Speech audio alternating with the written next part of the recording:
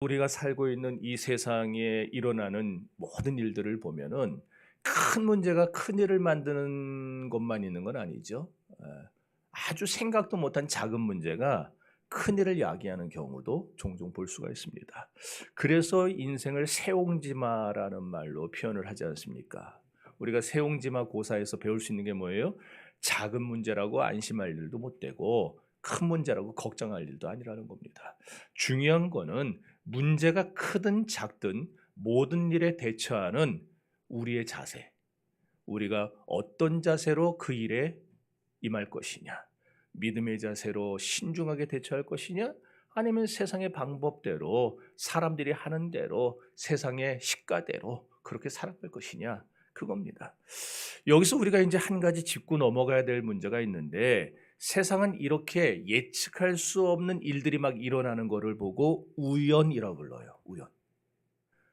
그런데 이건 결코 우연의 결과가 아니라는 걸 여러분들이 아셔야 됩니다.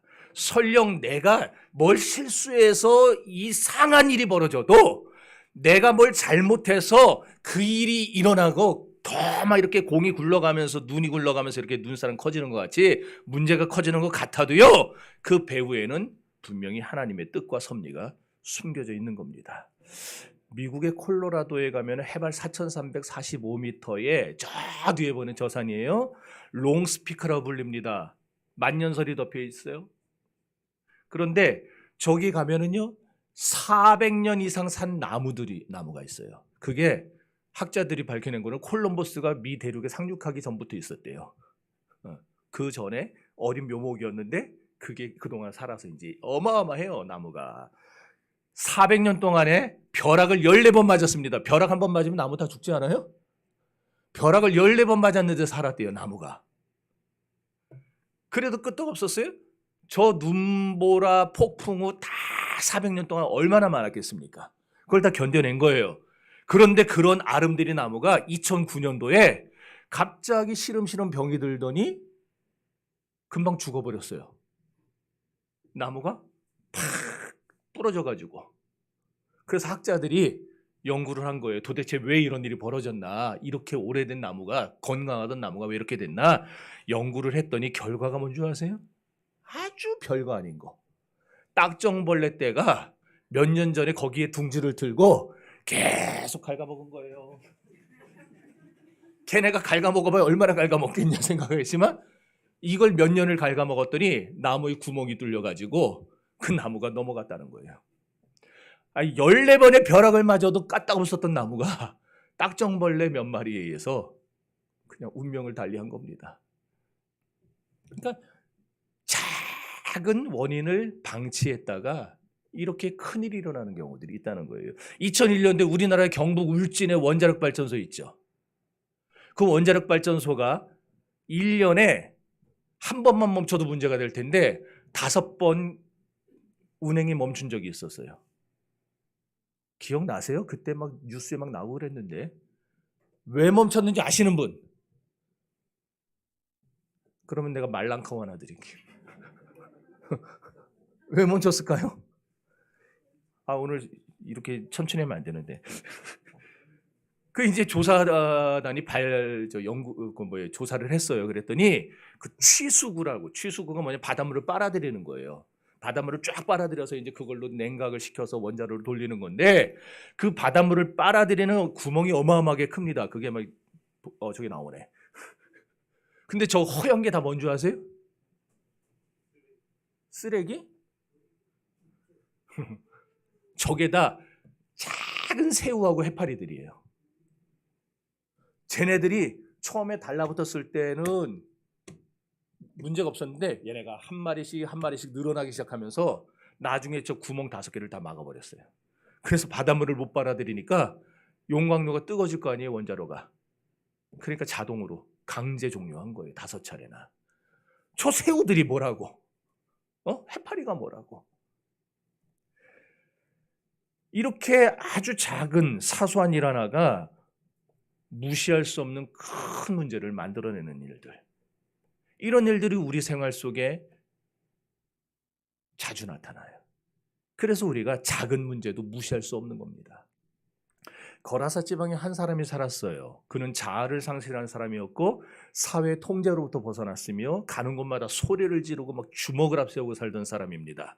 그로 인해서 거라사 사회는 공포에 그리고 폐해에 시달리게 된 겁니다. 이렇게 개인의 문제가 가정의 문제로 비화됐어요. 가정의 문제가 사회 문제로 비화되면서 거라사 사람들은 이 사람을 제어하지 않으면 도저히 안 되겠다고 마음을 먹게 됩니다. 그래서 어느 날 이 사람을 잡아서 쇠고랑과 쇠사슬로 묶어버렸어요. 그리고 가뒀습니다. 우리식으로 하면 유치장에 가둔 거예요. 그런데 이 사람은요, 매번 어디서 생겼는지 모를 강력한 힘으로 그 쇠사슬과 쇠고랑을 끊어버리고 도망을 치는 거예요. 점점 심해지는 그 사람의 횡포에 온 거라사 사람들은 공포를 느끼기 시작했습니다. 가정도 뛰쳐나와서 폭력을 일삼던 이 괴력의 소유자가 어느 날부턴가 무덤가에 자리를 잡더니만 거기서 사는 거예요. 그리고 그 앞을 오고 가는 사람들을 겁주고 협박하고 때리고 그들을 강탈하면서 살아가기 시작한 겁니다. 아니, 그러면은 무덤으로 안 가면 되지, 그럴 거 아니에요? 2절을 읽어봅시다. 시작.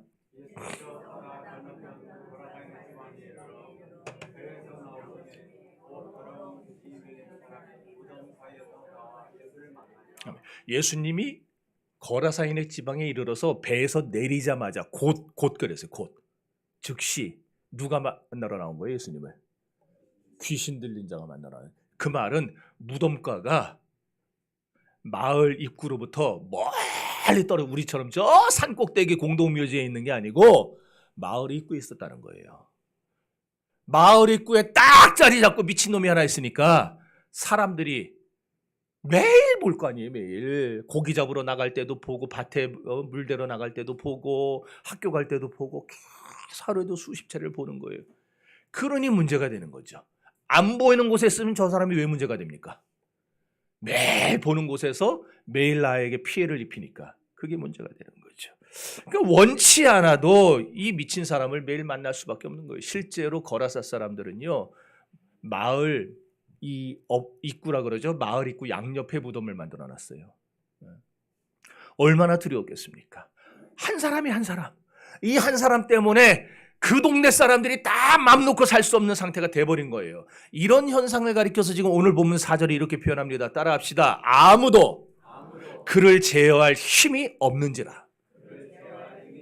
아무도 없어요. 아무도. 어느 누구도 이 사람을 포박하거나 이 사람을 결박할 만큼 강력한 힘을 가진 사람이 없었다라는 거예요. 그러니까 어떤 수단과 방법으로도 이 사람은 통제될 수 없었던 겁니다.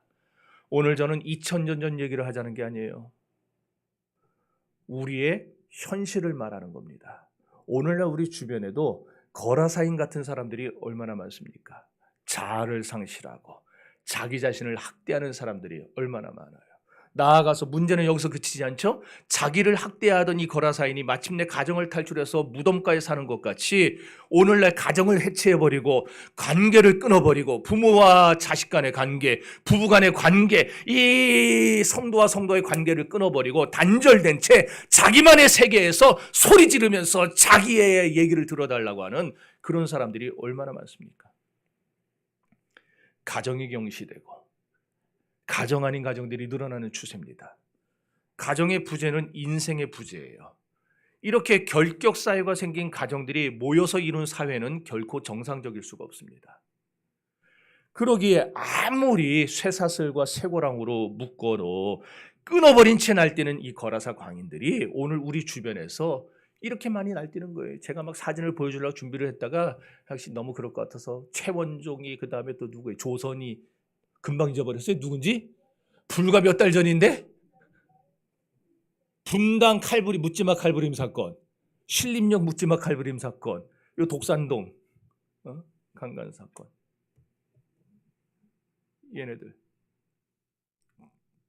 걔네들 이제 대법 판결만 남았어요. 이제 2심까지는 다 사형 판결 받았고 대법 판결만 남았어요.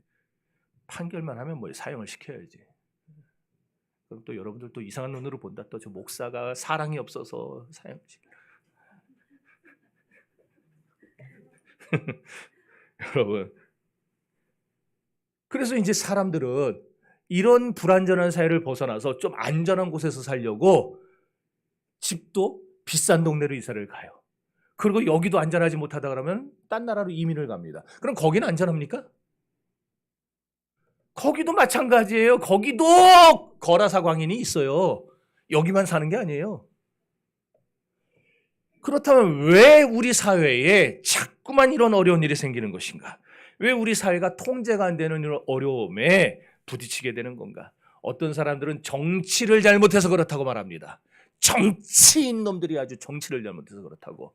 어떤 사람들은 동방예의지국의 윤리가 무너져서 그렇답니다. 어떤 사람들은 세상이 너무 빨리 변화되고 돌아가서 그렇게 이 나라가 이렇게 됐다 말을 해요. 다 일리가 있죠. 일리 없는 말이 어디 있겠습니까? 그런데 정답은 아니에요. 그러면은 무엇이 정답인가? 오늘 성경이 뭐라고 말씀하는가를 봅시다. 따라합시다. 더러운 귀신 들린 사람이 무덤에서 나와서. 왜 오늘날 우리 사회에 끊임없는 문제들이 일어나고 왜 우리 사회에서 야기되는 어떤 문제들의 배후에 자꾸 점점 삭막해지고 점점 잔인해지고 점점 인간성을 상실한 그런 범죄들이 끊임없이 일어나게 되는가? 그 배후에 사탄이 농간을 부리고 있어서 그래요. 그렇습니다. 가정이 깨지는 것도 삭막한 무덤 같은 인생을 사는 것도 폭력과 불건전한 윤리가 판을 치며 세상을 망가뜨리는 것도 그 배후에 더러운 귀신이, 더러운 사탄의 역사가 숨어 있다라는 거예요. 그러면 귀신은 뭐냐? 옛날 저 어렸을 때 전설의 고향이라는 거 있었어요. 아시나요? 전설의 고향? 보통 그런 거죠. 사또 원통하옵니다. 그거예요. 다. 아니면 구미호. 이거.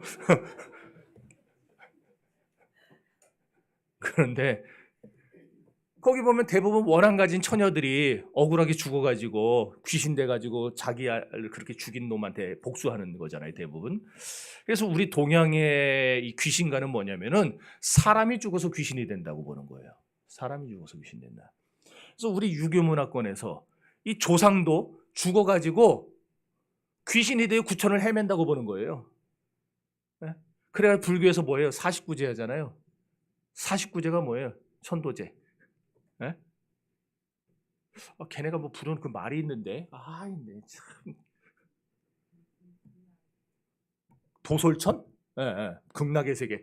도솔천에 이렇게 방황하다가 들어가시는 마지막 그 날이 49일째예요. 그래서 49제를 드려주는 거예요. 그 안에 들어가라고. 이게 동양인들의 귀신관이에요. 사람이 죽으면은 귀신이 된다. 그래서 조상들이 죽어가지고 돌아다니면서 밥을 먹어야 되는데 밥을 못 얻어먹으면 안 되잖아요. 그럼 또 굶어 죽잖아요. 귀신도 또 굶어 죽어. 참 귀신도 굶어 죽는다는 거 보면 난 참 그래가지고 조상들 굶지 말라고 제상 차리는 거예요. 근데 제상 차릴 때 아무거나 차리나요? 최고로 좋은 걸로 차립니다. 교회는 뭐 할 때 최고로 좋은 걸로 좀 해면 좋겠는데 교회는 안 그런데 이 제사하는 사람들은요 제일 비싼 거, 제일 큰 거, 제일 먹기 좋은 거 이런 걸로 갖다 차려요. 그래서 이제 귀신이 돼가지고 이 영혼들이 자꾸 돌아다니는 거예요. 그러다가 사람 속에 푹 들어가면은 그게 이제 귀신 들린다 이렇게 말을 해요. 근데 과연 그러냐 그거예요. 과연 그러냐? 그럼 평소에 벌써 요 정도 되면 조는 사람들이 나왔는데 안 졸아요. 이런 얘기할 때 이상하게 안 졸아요. 그럼 진짜 그러냐? 사람이 죽어서 귀신이 되는 거냐? 성경이 뭐라고 하는지 성경은 전혀 그렇지 않다고 해요. 왜? 누가복음 23장 42절에 보면 예수님이 십자가 달려 죽으실 때에 좌우편에 강도들이 달렸어요. 그 중에 한편 강도가 예수님께 말합니다. 당신의 주여 당신의 나라가 임하실 때에 나를 기억해 주십시오. 그랬더니 예수님이 그때 그 강도에게 뭐라고 말씀하셨느냐?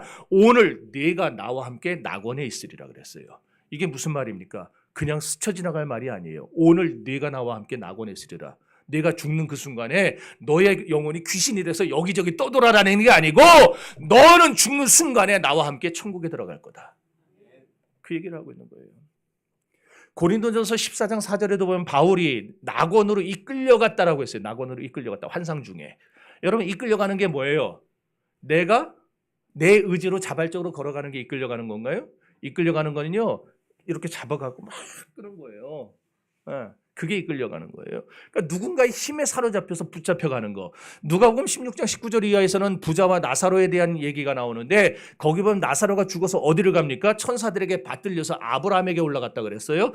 그런데 부자는 죽어서 그 영혼이 음부에 들어가게 됩니다. 지옥에서 말할 수 없는 고통을 당하는 거예요. 이게 지금 누구 얘기냐? 베드로가 한 얘기일까요? 아니면 바울이 한 얘기일까요? 요한이나 야고보가 한 얘기일까요? 만약 사람이 한 얘기라면은 의심할 수 있어요. 신빙성이 없어요. 그런데 이 말은 선지하신 예수님이 직접 하신 말씀이에요. 선지란 말이 뭐예요? 이미 영원 전부터 존재하셨던 우리를 창조하신 그 창조주 하나님이 우리에게 말씀해 주신 거예요. 천국과 지옥은 분명히 있고 사람이 죽으면 즉시 천국으로 지옥으로 가는 것이지 이 세상에서 헤매고 돌아다니다가 귀신 되는 게 아니라고 말씀을 하고 있는 겁니다. 그러니까 사람 죽어서 이 땅에 지금 이 공중에 우리의 눈에 보이지 않지만 떠돌아다니는 귀신들이 있다는 얘기 없다는 얘기예요. 없어요. 그러니까 제상 차려놓고 조상들한테 절을 한다는 건 그게 뭐예요? 그 자리에 지금 누가 와 있어요? 조상이 와 있어요? 죽는 순간에 예수 믿은 사람은 천국 가고 안 믿은 사람은 지옥 가는데 뭐 거기에 조상이 거기에 와 있어요? 누가 와 있는 거예요? 그럼 그 자리에 마귀가 와 있는 거예요. 그래서 기독교는 철저하게 제사를 우상숭배로 규정하는 겁니다. 이제 아시겠죠? 네. 그러니까 이 어둠의 세상 주관자들과 공중의 권세 잡은 사탄의 쪼무레기들이 와서 거기 앉아가서 아이고 잘한다 그러고 있는데 걷다 대고 절을 하면 되겠냐고요. 그럼 귀신은 도대체 어쩌다 귀신이 된 건가? 이제 궁금할 거 아니에요. 참.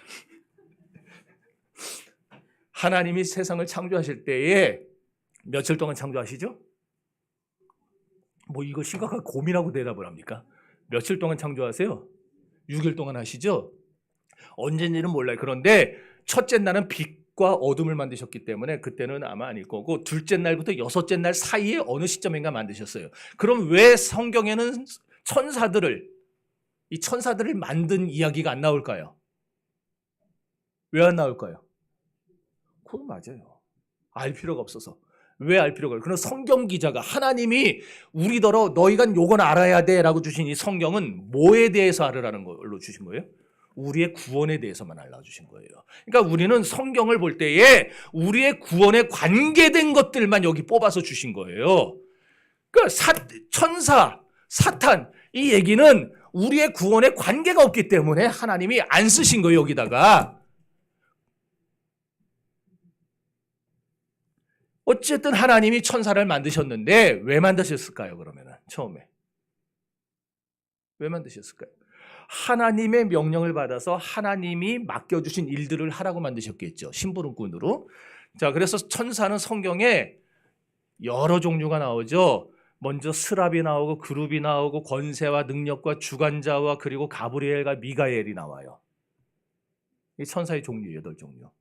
자, 스랍 천사는 하나님 보좌 주변에서 하나님을 모시고 섬기면서 하나님을 찬양하는 일을 하는 천사입니다. 그래서 이사야 6장에 스랍들이 날며 하나님을 창화하여 찬송을 하죠. 예.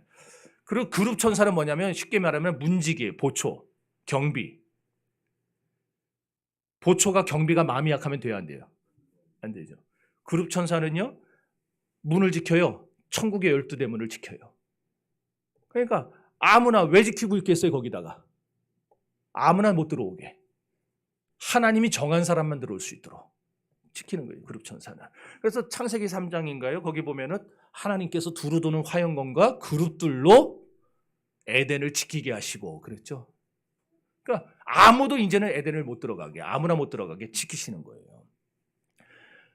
그래서 그 다음에 이제 뭐예요? 정사와 권세와 주관자.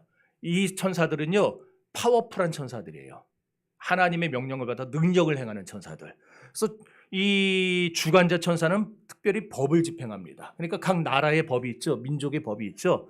그런 법을 만드는 데도 관여를 하고 사계절, 일단 자연의 법칙인 사계절을 주관하고 이걸 주관자 천사가 주관을 한다는 거예요. 그리고 가브리엘 천사는 많이 들어보셨죠? 이제 가브리엘 천사는 하나님이 주신 소식을, 기쁜 소식을 우리 인간들에게 전달해 주는 우편 배달부와 같아요. 우리 옛날에 지금은 이메일 쓰고 문자 쓰면 끝이에요. 옛날엔 편지로 주고받았잖아요. 편지 그냥 그 연애 편지 한번 기다리느라 눈 빠지게 기다리고 그 우편 배달 얼마나 좋아요. 가브리엘 와서 뭐라 그래요? 마리아에게 온 백성에게 미칠 큰 기쁨의 좋은 소식을 너희에게 전하노라. 그게 가브리엘 천사예요. 그 다음에 미가엘 천사는 하나님의 백성들을 지켜주는 천사입니다. 오늘도 하나님의 백성이 살고 있는 이 나라 이 민족을 하나님이 이 미가엘 천사를 통해서 지켜주고 있기 때문에 아직 우리가 여기서 살아가고 있는 거예요. 믿지 못하겠죠? 아마 표정이 이래. 봤어? 그런데 이 천사들을 총괄적으로 관리하는 대표 천사가 있어요. 천사장이라고도 하는데 사실 가브리엘과 미가엘을 우리가 천사장으로 알고 있었는데 처음에는 천사장이 아니었고 얘네들 위에 이 8천사를 관리하는 천사가 있었어요. 그 빛의 천사라 불렀는데 그 천사의 이름이 루시퍼예요. 그런데 어느 날 이 루시퍼의 마음에 하나님처럼 되고 싶은 마음이 들어간 겁니다. 이사야 14장 읽어봅시다. 내가 내 마음에 이르기를 내가 하늘에 올라 하나님의 보좌 위에 내 자리를 높이리라. 내가 내 산 위에 앉으리라. 가장 높은 무릎에 올라가 지극히 높은 이와 같아지리라 하는도다. 그러나 이제 내가 수월 곧 구덩이 맨 밑에 떨어짐을 당하리로다. 유다서 1장 6절. 또 자기 주의를 지키지 아니하고 자기 사소를 떠나는 천사들을 천날의 순간까지 영원한 절방으로 얻어내게 하셨으며. 자, 여기서 알아야 될 것은 이 귀신들, 마귀들은요 끊임없이 뭐 하냐면은 지극히 높으신 하나님처럼 되기를 원하는 거예요. 그래서 피조물 천사가 창조주 하나님처럼 되겠다고 하다가 하나님이 계신 그 3층 천에서 2층 천, 곧 우리가 살고 있는 이 지상세계로 떨어진 겁니다. 그래서 추방당했어요. 그 추방당한 자들의 이름을 이제 뭐라고 성경이 부르느냐? 원래는 루시퍼였지만 이제 그들의 이름이 뭘로 불리게 되느냐? 사탄, 그 다음에 마귀, 옅뱀, 용. 성경에 이렇게 나오는 거예요. 그러니까 천사장 루시퍼는 사탄이 되어가지고 하나님이 계시는 천국과 인간 세계 사이인 이 공중에 있으면서, 그래서 성경의 에베소서에 공중의 권세 잡은 자라고 그들과 영적인 싸움을 하라 그러잖아요. 공중에 있으면서 하나님과 우리 사이를 뭐 하겠어요? 이제부터 이간질하는 거죠. 교란하는 거죠. 전파가 제대로 수신 감도가 좋아야 되는데 이걸 자꾸 전파 방해를 해가지고 하나님의 뜻이 우리에게 전달되지 못하고 우리가 드리는 기도가 하나님께 전달되지 못하도록 자꾸 해방을 놓는 거예요. 왜? 한 놈이라도 더 끌고 지옥 가려고. 지만 가는 거 억울하잖아요. 지는 운명이 정해졌어요 이제. 그러니까 지 혼자 가기는 억울하니까 한 명이라도 더 끌고 가려고 그 짓을 하고 있는 거예요. 자, 근데 이 루시퍼가 쿠데타를 일으켜서 하나님께 대항할 때에 천사들이 얼마가 있었는지 모르겠는데 그 천사들을 유혹을 했어요. 우리도 뭔가 얘기할 때 사람을 내 편 끌어들여야 될 거 아니에요. 내 편을 만들었어요. 근데 천사 중에 3분의 1이 루시퍼에게 동조했다고 그래요. 자, 계시록 읽어봅시다.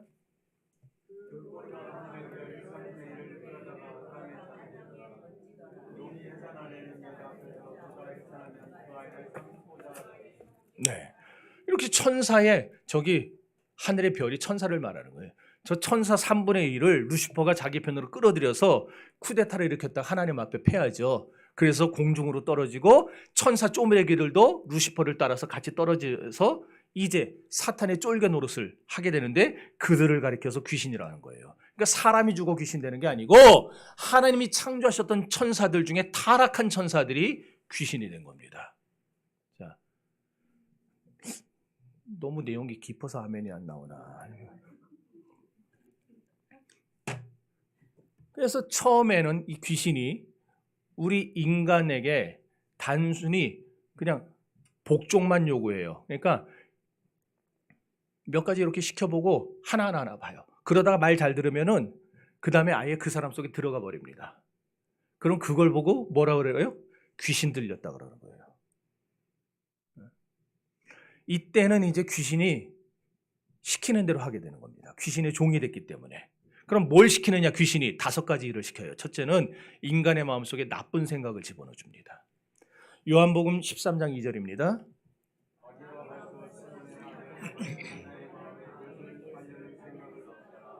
나쁜 생각을 자꾸 집어넣어 주는 거예요. 마귀가 일일이 우리를 잡고 뭐 컨트롤하고 다니는 게 아니고요. 나쁜 생각만 딱 집어넣어 주면요. 그 나쁜 생각이 싹이 나요.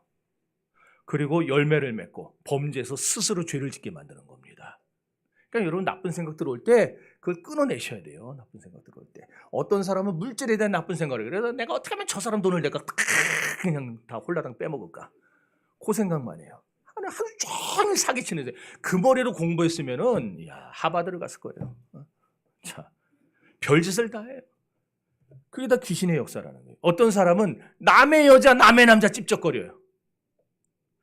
귀신이 그 심령 속에 들어가 가지고 자꾸 나쁜 생각을 집어넣어 주니까 그렇게 되는 거예요. 그래서 귀신이 우리를 이렇게 불행하게 만들고 망하게 만든다는 걸 알아야.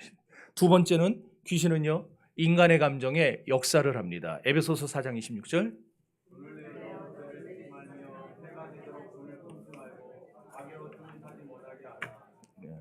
아유, 내 눈이 안 좋은데 갑자기 색깔이 바뀌어. 마귀가 우리 감정에 분노를 심어준다는 거예요. 분노. 그러니까 살다 보면 괜히 트집 잡는 사람들 있죠. 별거 아닌데 자꾸 트집 잡고 계속 말꼬리 잡고 막 사람 열받게 하는 사람들. 정상적인 말을 안 해요. 자꾸 허튼 소리를 해서 감정을 건드려요. 그게 다 마귀가 그게 심어 넣어주는 생각들이에요. 그래서 목사가 힘든 겁니다. 별소리를 다 하거든요. 와가지고 별소리를 다 해요. 여러분 목사하지 마세요. 감당할 사람만 목사하세요. 사람은요 이성적인 존재가 아니고요 감성적인 존재예요. 철학자들은 사람이 이성적인 존재라고 말을 하는데 아니 감성적인 존재예요. 이성보다 감정이 먼저예요 우리는. 그래서 마귀가 자꾸 우리 감정을 자극해가지고 분노하게 만들고 화내게 만들고 싸우게 만들고 깨지게 만들고 그렇게 하는 거예요. 세 번째, 마귀는요 우리 인간의 육체 병을 줘요. 이제 모든 병이 귀신병일까요? 그건 아니죠. 모든 병이 귀신병은 아니에요. 그런데 귀신이 가져다 준 병이 있어요. 그런데 귀신이 가져다 준 병을 세상의 약으로 고칠 수 있을까요? 암만 먹어봐요. 암만 먹어봐요. 병원 가면은 이제 뭐라 그러면 의사가 신경쇠약 때문에 걸린 병이라고 그래서 신경쇠약약을 줍니다. 아니면 정신분열이라고 해서 정신분열약을 줘요. 그거 먹으면 계속 먹으면 어떻게 되는지 사람이 보셨어요? 그거 먹는 약 먹는 분들 초점이 없어요. 멍해요 항상.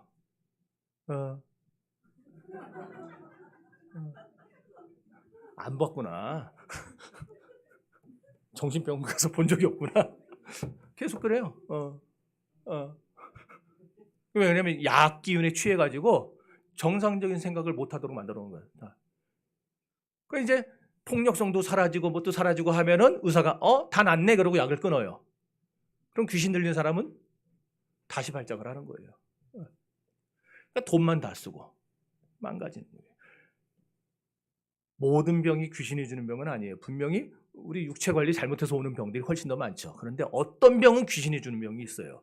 그 병을 우리가 약으로 고칠 수 있는 건 아니에요. 그때는 자꾸 예배하고 자꾸 기도하고 자꾸 찬양하고 간혹가다가 이상한 기도원에서 자꾸 후드려 패가지고 사람을 갖다가 그렇게 고친다고 하는 것들이 있는데 사람 후드려 팬다고 귀신이 아프겠어요?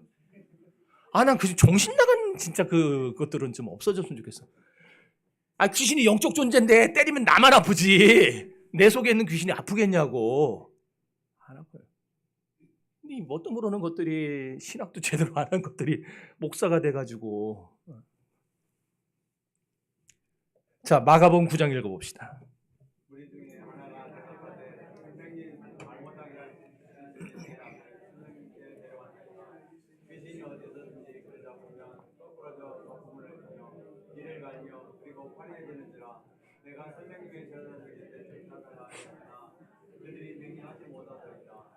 아멘. 이게 지금 간질병이거든요. 간질병 흔하잖아요. 있잖아요. 오늘날에도. 그럼 모든 간질병이 귀신이 준 거예요? 아니죠. 근데 이 간질병은 특별히 귀신의 역사라고 지금 나오고 있어요. 귀신이 질병의 줄로 아이를 묶어가지고 망하게 하려는 거예요. 이렇게 인간의 육체에 귀신이 병을 줄 때가 있다는 거예요. 네 번째는 자연계의 역사입니다. 그래서 천재지변을 일으켜요. 막 원인 없이 산불 나고 원인 없이 지진 나고 원인 없이 이상한 풍랑이 일어나고. 그래서 산촌이나 저 바닷가 가면은요 뭐라고 표현해야 되나? 그냥 얘기합시다. 우상 숭배가 심한 이유가 그거예요. 왜? 원인 없이 그냥 막 풍랑이 일어서 배가 뒤집어지니까 어떻게 겁집어 먹고 용왕에게 빌어야 될 거 아니에요.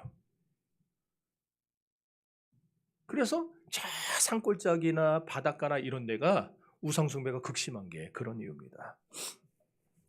다섯째는 귀신은 이제 사람에게만 역사하는 게 아니고 짐승에게도 역사합니다. 오늘 본문에 보면 거라사 귀신 들린 사람에게서 나온 귀신들이 어디로 가냐 하니까 2,000마리의 돼지 떼 속에로 들어갑니다. 이렇게 귀신은요, 인간의 생각도 좌우하고요, 감정도 통제하고, 육체의 역사에서 병을 주기도 하고, 자연계 역사하기도 하고, 짐승에까지 역사한다는 거예요. 그러니까 결국 귀신이 역사하는 곳이, 역사를 안 하는 곳이 있어요, 없어요? 없어요. 다 역사해요. 하나님이 하시는 것처럼 다 흉내를 내요. 자, 그런데 이 귀신은요, 오늘 되게 막 분위기가 무거워. 귀신 얘기하다 보니까 계속 귀신 얘기해서 겁을 줄까 앞으로. 자, 근데 이 귀신이요 혼자 들어가기도 하고 둘 셋이 같이 들어가기도 하고 일곱이 들어가기도 하고 때로 들어가기도 해요. 이거 다 성경에 나오는 얘기잖아요. 혼자 들어갔다가 그 사람에게 믿음 있는 걸 발견해요. 그럼 자기의 힘으로 이거 감당이 안 되겠다 싶으면은 나가가지고 어떻게 합니까? 자기보다 힘센 애들 두엇을 더 데리고 들어가요. 또 일곱을 데리고 들어가요. 그게 복음서에 나오죠. 실제로 막달라 마리아가 귀신에 어때서 여러 귀신, 일곱 귀신에 쓰였던 여자라고 나오죠. 성경 요한복음에. 일곱 귀신 전에 일곱 귀신 쓰였던 막달라 마리아가 그렇게 돼버려요. 그런데 오늘 본문에 보니까 7명 정도가 아니에요. 7마리가 아니에요. 내 이름이 뭐냐 물었더니 내 이름이 군대입니다 그랬어요. 군대. 6,000마리라는 거예요. 6,000마리. 죄송. 한 사람 영혼 속에 6,000마리의 귀신이 들어가 있으니 그 사람이 온전하겠냐고요. 그러니까 이 2,000마리나 되는 돼지떼들도 그냥 몰살시킬 정도로 와글와글 이 사람 속에 들어있었어요. 말도 안 되는 괴력을 발휘해요. 쇠고랑과 쇠사슬로 묶어놔도 그냥 6,000마리의 귀신이 뜯어버리고 도망을 치게 만드는 거예요. 근데 여러분, 이런 귀신들에게 특징이 있습니다. 잘 들으세요. 무슨 특징이냐? 자꾸 싸돌아다녀요. 싸돌아다녀요. 자, 욥기 1장 7절.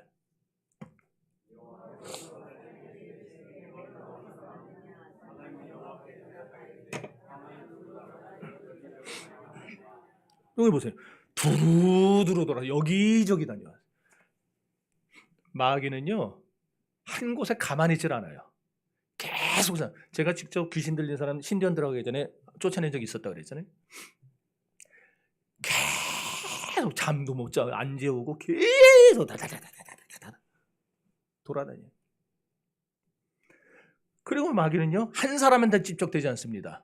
오늘은 황 목사를 건드리려고 왔다가 여의치 않으면 그 다음 날은 장로, 권사, 집사에게 들어가는 거예요.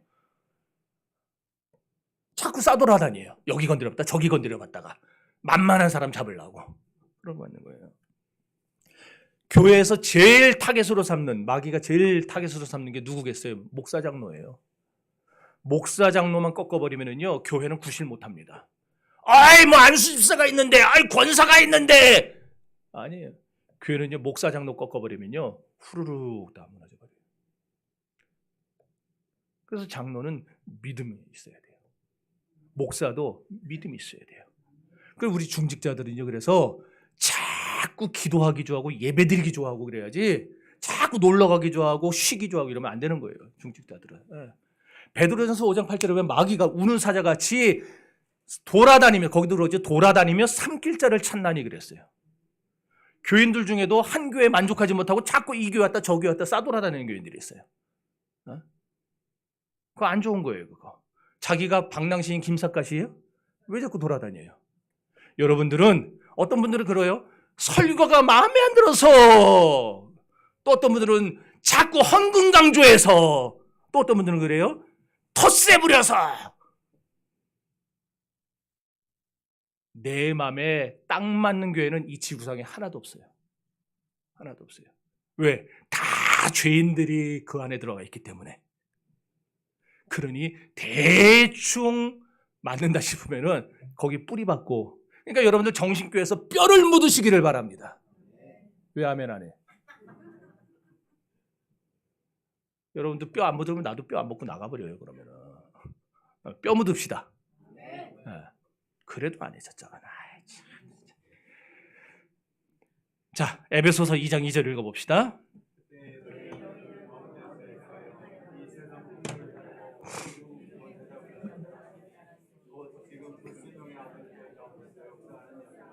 이 공중의 권세 잡은 자가 마귀 귀신을 말하는데 귀신을 따라가는 사람의 특징이 뭐냐? 이 세상 풍속을 따라간대요. 세상의 죄악의 풍조를 따라간다는 거예요. 요즘 세상 풍조가 뭡니까? 세상 풍조는요, 여자가 남자보다 술이 센 게 세상 풍조 요새. 드라마 보면은요, 폭탄주 많은 사람들은 대부분 이제 여자들이 말더라고요.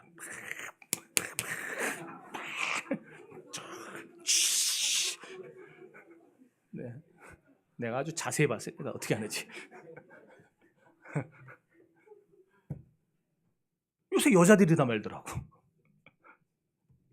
그리고 또 술 마실 때 그냥 마시지. 네?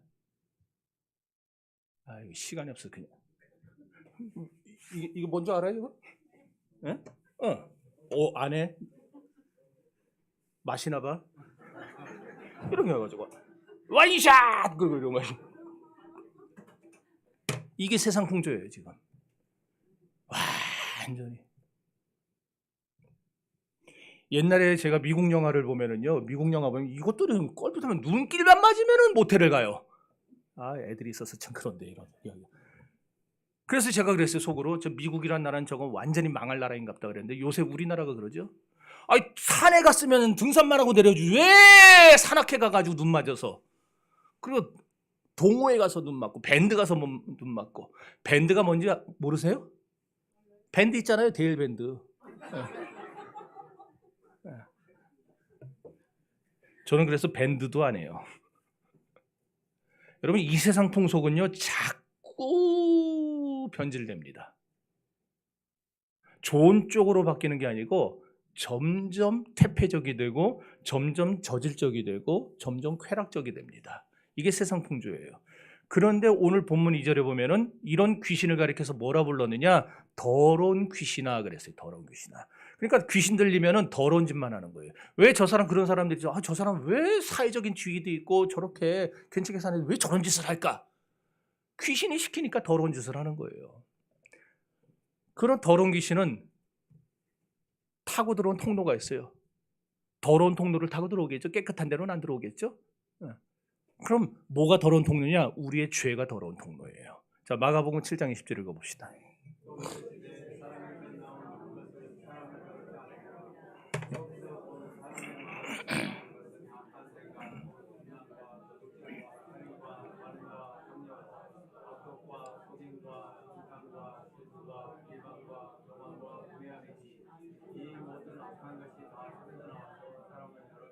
그러니까 우리의 마음속에서 온갖 죄악의 요소가 들끓을 때 귀신이 거기에 역사한다라는 거예요. 그러니까 여러분 자기 마음 관리 잘 하셔야 돼요. 사회가 어지러우면은요, 그것도 그 배후에 사단이 난동을 부리고 있는 걸로 보셔야 돼요. 지금은 공중의 권세 잡은 자가 아까도 얘기했지만은 한 사람이라도 더 끌고 가려고 마지막 최후의 발악을 하는 말세의 끝이에요. 말세의 치말. 말세의 끝이에요. 그래서 이 시대에는요, 시험 든 사람이 많아요. 자꾸 마귀가 건드니까 시험 드는 거예요. 조금만 쩍하면 시험 들었다. 쩍하면 시험 들었다고. 심지어 목사도 시험 든 사람이 있어요. 제가 아는 분 중에 한 분이 교인들한테 시험 들어가지고 지금 목사를 안 해요. 목회를 때려쳤어요. 교인들만 시험 드는 게 아니에요. 목사도 시험 된다니까. 에베소서 2장 3절. 에베소서 2장 3절. 안 되나? 그럼 제가 읽을게요. 전에는 우리도 다 그 가운데서 행하여 우리 육체의 욕심을 따라 지내며 육체와 마음에 원하는 것을 하여 다른 이들과 같이 본질상 진노의 자녀였더니 그랬어요. 그러니까 육체의 욕심, 쾌락적 욕심을 따라서 내 유욕적 마음이 원하는 대로 따라가게 만든다는 거예요. 그러니까 자꾸 가정이 깨지고 윤리와 도덕이 깨지고 남의 것을 내 것인 것 마냥 자꾸 돈 뺏고 사람 죽이고 하는 거예요. 아무런 양심의 가책을 안 느껴요. 그리고 경찰에게 잡혀서 당신 왜 그랬느냐고 기자들이 물으면은 나도 내가 왜 그랬는지 모르겠어요. 그런 소리를 합니다. 여러분 실제로 들어봤죠? 왜 그래? 그럴 수밖에 없죠. 귀신이 사로잡혀가지고 귀신이 시키는 대로 하니까 이제 제정신 차리고 나니까 자기가 왜 그랬는지 모르는 거예요. 내가 왜 그랬나. 그럼 하나님은 이때 어떻게 하시는가? 내버려 두세요. 로마서 1장 24절 읽어봅시다.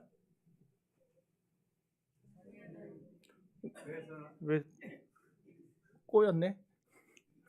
로마서 1장 24절 보면 그러므로 하나님께서 저희의 마음의 정욕대로 더러움에 내버려 두셨느냐라 그랬어요. 저희 마음의 정욕대로 내버려 두셨다. 그 사람의 정욕 속에 끌어오르는 귀신의 유혹을 받아서 정욕적으로 살면서 죄악의 더러운 생활을 하는 걸 하나님이 그냥 내버려 두셨다. 어디까지 하나 보자. 어디까지 하나 보자. 로마서 1장 26절에서는 하나님께서 저희의 부끄러운 욕심에 내버려 두셨다 그랬어요. 그래서 동성연애가 말세지 말에 가득해진다고 말씀한 겁니다. 오늘날 우리나라의 동성애 어마어마합니다. 며칠 전에 그 용혜원이 그 국회의원이라고 하는 그 용혜원이가 홍준표 대구시장 불러다가 왜 대구시에서 퀴어 축제를 못하게 막았습니까? 차별합니까? 아주 그 새파란 여자가 막 물어보지. 그러니까 마지막에 홍준표가 뭐라 그랬어요? 법은 내가 더 잘할 겁니다. 자꾸 법으로 따지니까 법은 내가 더 잘할 겁니다. 지금요, 이런 말해서 죄송하지만 오늘날 이 민주당 속에 이런 좌파 성향을 가진 사람들이 들어가고 그다음 실제로 좌파 성향의 정당들에게 그런 사람들이 들어가서 인권운동을 하는 사람들이 동성연애에도 동성애자들에게도 인권이 있다고 말을 합니다. 무슨 말도 안 되는 소리를. 그게 다 귀신이 시켜서 하는 건 장난질 치는 건데. 로마서 1장 28절에 보면 저희가 마음에 하나님 두기를 싫어하며 하나님께서 그들을 그 상실한 마음대로 내버려 두셨다 그랬어요. 하나님 지금 내버려 두시는 상태예요. 지금 이 나라를. 어디까지 가나 보자. 내버려 두시는 거예요. 그리고 그것이 하나님의 그 수준, 하나님의 생각을 넘어섰을 때 그때가 심판날일 겁니다. 정신 차려야 돼요. 그래서 귀신이 역사하는 마지막 시대가 되면 세상은 점점 타락해져요. 점점 음란해져요. 점점 강포해져요. 그래서 사람들이 이해할 수 없는 일들을 막 하게 되는 겁니다. 오늘 본문에도 멀쩡하던 사람이 귀신 드니까 멀쩡한 집 놔두고 무덤 가서 살잖아요. 여러분들은 그렇게 하면 하겠어요? 정신 상태가 똑바르니까 그렇게 못해요. 근데 귀신이 들리고 나면 그 짓을 한다니까요. 네? 제가 신학교 들어가기 전에 청계산 기도원에 이제 매주 화요일, 목요일 철야 기도를 하러 갔어요. 금요일에는 본교회 철야 기도가 있어요. 그러니까 일주일에 3일을 철야 기도를 하는 거예요. 저녁에 한 9시 반쯤 이제 청계산 기도원에 도착. 청계산 기도는 지금 어떻게 됐나 모르겠는데 제가 그때 다닐 때에 아주 험한 아주 다 무너져가는 그런 슬라브 지붕에 그런 거였어요. 원장님이 혼자 지키면서 하는. 그냥 기도하러 오는 사람들이나 와서 하고 가고 그러는 건데 9시 반에 딱 들러가지고 거기서 잠깐 숨 돌리고 산꼭대기로 올라가면 이제 그 쫙 너른 곳이 나타나고요. 이름 모를 무덤들이 몇 개 있어요. 그럼 그 사이에 자리를 잡습니다. 딱 자리를 잡고 찬송을 막 해요. 한참 찬송을 부르면 이제 마음에 이제 뜨거운 것이 막 올라오면서 이제 그때부터 기도를 하는 거예요. 근데 기도를 하는데 항상 그렇게 기도를 잘하고 내려왔냐면 새벽 한 4시쯤까지 하는 거예요. 왜냐하면 이제 버스가 다녀야 오니까. 항상 기도가 잘 되느냐? 아니에요. 기도가 잘 되는 손에 꽂고 대부분 기도에 실패해요. 왜냐면은 옆에서 조금만 요 소리가 나도요. 멧돼지 아니야? 이게 와가지고 들이받는 거야. 그래갖고 눈도 못 뜨고 무서워도 눈도 못 뜨고 이러거든. 그럼 그때부터 기도 안 돼요. 그 마귀가 장난질을 하는 거예요. 기도하는 사람 기도 못하게.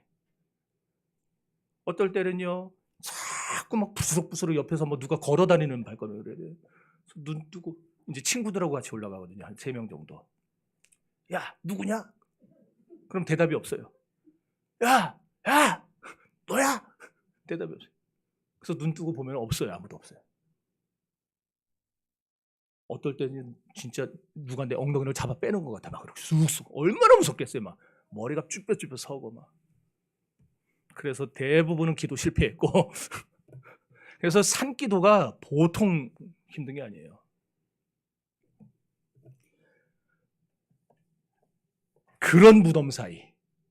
아니 무덤 사이가 그렇게 무서운데 그런 무덤 사이에서 이 사람은 아예 살고자 했다는 거예요. 왜? 귀신 들리니까 정상적이지 않은 게 정상적이 돼버리는 거예요. 오늘날도 이 세상에 정상적이지 않게 살아가는 사람들 왜 그러는가? 사단이 그 심령을 붙잡아서 그래요. 가정을 깨고 쇠고랑을 부수고 소리 지르고 사회를 공포의 도가니로 만들고 결국 반가정적, 반사회적, 반교회적이 되게 만드는 거예요. 귀신의 특징은 이렇게 자꾸 파괴하고 끝장을 냅니다. 오늘 거라사 본문, 거라사 이 광인에게는 결국 끝장이 온 거예요. 그러니 삶에 대책이 있을 수가 없죠. 끝장난 사람에게 무슨 대책이 있습니까? 그러면 어떻게 해야 될까요? 귀신은요 그 사람 속에 자꾸 들어갔다 나왔다 합니다. 귀신 들린 사람이 24시간 1년 365일 계속 귀신 들려 있는 거 아니에요. 제정신이 돌아올 때가 있어요. 치매 노인들도 치매가 제정신 딱 돌아올 때가 있어요. 그런 것처럼 귀신도 들어왔다 나갔다 합니다. 그러니까 들어왔다 나왔다니까 교회는 어떻게 해야 되겠어요? 그래서 예수님 그랬잖아요. 너희는 무시로 깨어 기도하고. 우리는 끊임없이 기도해야 되는 거, 끊임없이. 교회는 끊임없이 기도해야 돼. 여기도 계속 귀신이 들락날락 누구 건드릴까 그러고 있을 때에 그거 막을 수 있는 건 뭐예요? 교회가 합심하여 기도하니 주의 성령이 저를 돕더라. 교회는 합심해서 기도하는 수밖에 없어요. 왜냐하면 기도만이 귀신의 역사를 막을 수 있는 유일한 방어선이기 때문이에요. 그러니까 기도 안 하는 교회는 쓰러져요. 그러나 기도하는 교회는 하나님이 지키십니다. 여기서 오늘 본문에 뭐라 그리하여 아무도 그를 제어할 힘이 없는지라 어떤 수단과 방법으로도 해결이 안 되는 극한 상황에 이르렀어요. 끝장난 거 이런 정도 되면 사람들은 포기합니다. 그때 대안이 뭐냐? 2절 다 같이 읽어봅시다. 2절 시작.